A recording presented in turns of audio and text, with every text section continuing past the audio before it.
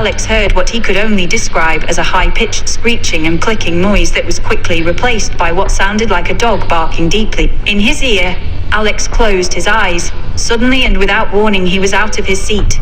For a brief second, Alex felt as though he was in the air. Alex heard a scream that stopped when his head had impacted with something. Blood ran down his face and he could smell smoke. His hearing was filled with the sounds of screaming and of flames. Alex opened his eyes, and emerging from thick red smoke he saw the short man in dark robes and the skull mask. He could only think that he was in hell and that this was only the vague beginning of his torturous torment. Suddenly Alex felt even more pain as he was pulled from the void. Alex could hear a ringing in his ear. He could smell smoke and chemicals in his nose. He could feel blood and pain on his face. But most of all, he could feel nothing in his heart. Soon the ringing was briefly parted, and he heard footsteps coming towards him. "This one looks alive," said a voice with a Russian accent from a face Alex did not know. "What a lucky little boy," he said without caring about his words.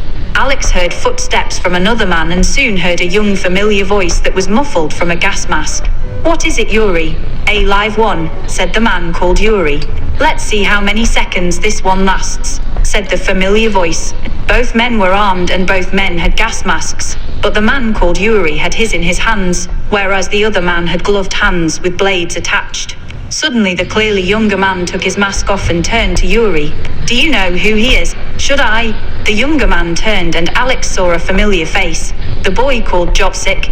"I know this one. His name is Alexander," said Jovsik with a smile. The next thing Alex knew, he was lifted up by the two men and thrown into the back of a jeep. After that came a rough road and darkness. The road would not matter, none of it ever would, for in the end old acquaintances would be forgotten, and never brought to mind, and for Alex this would be fine. For the sake of Auld Lang Syne he would not take that cup of kindness, yet not for the sake of Auld Lang Syne and not for the sake of himself. For the sake of Auld Lang Syne, he wondered what that meant and why it mattered. If it mattered, or if those words were spoken for no reason, but that was as it was, Auld Lang Syne.